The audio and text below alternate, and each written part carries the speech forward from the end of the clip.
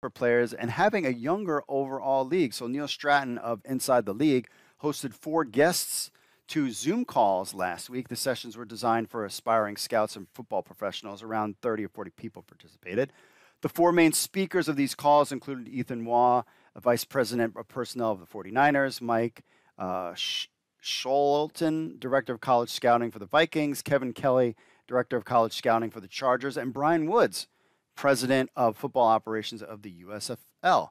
Woods dropped some interesting information on how the USFL will approach players for its upcoming return. Stratton paraphrases, quote, "The USFL will grow to become a contender for players who enter the transfer portal and others who are at least 3 years removed from high school graduation.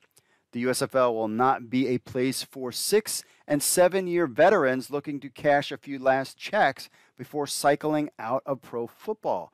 Interesting strategy that they have going on there, that they're really trying to stay on the younger realm. Trust me, there's plenty of players out there hungry to get a shot, and the USFL looks to be the spot for these younger guys, not really the veteran players looking to cash a paycheck. I thought that was interesting. Stratton went on to say that this version of the USFL is bigger than what he expected to hear. Quote, "I went into the session believing the USFL would just be the Spring League 2.0, a bigger and better version of Brian's previous project. What I learned was that he has much bigger plans for that league. And while it won't compete with the NFL, obviously it will compete with college teams, especially G5 teams." The G5 teams are in the American Athletic Conference, the Conference USA, CUSA, Mid-American Conference, the MAC, the Mountain West Conference, and Sun Belt Conferences. Interesting. I thought this was very interesting too, where they're kind of looking for. And, one of the things that the XFL did was that they were going, all the guys that played at Alabama and University of Miami and Virginia Tech and, these big colleges, big name kind of USC types colleges. And it looks like the USFL is saying, you know what, because there is a bias certain respect where I felt like the XFL and I don't know about really the AAF, but I certainly say the XFL was just kind of picking players that had played on these major schools and not really giving opportunities for these guys at they're still big time colleges, but kind of on that little bit of a lower level and giving them opportunities to perform as well.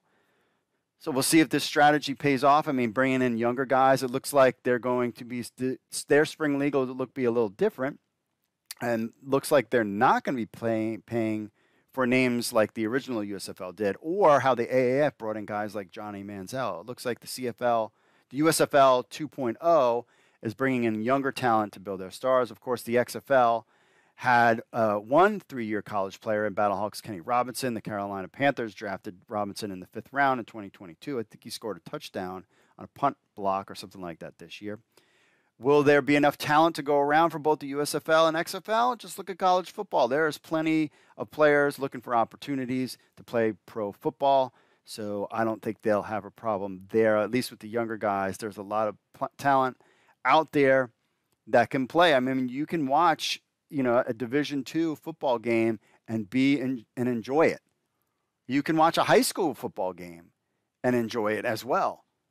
So there's plenty of good players to fill these leagues. I don't think that is going to be a problem at all.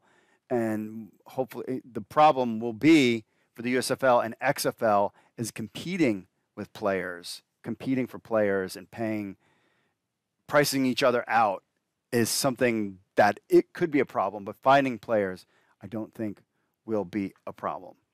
All right, I'll be back with your social media stuff right after this. Stay tuned, my friends.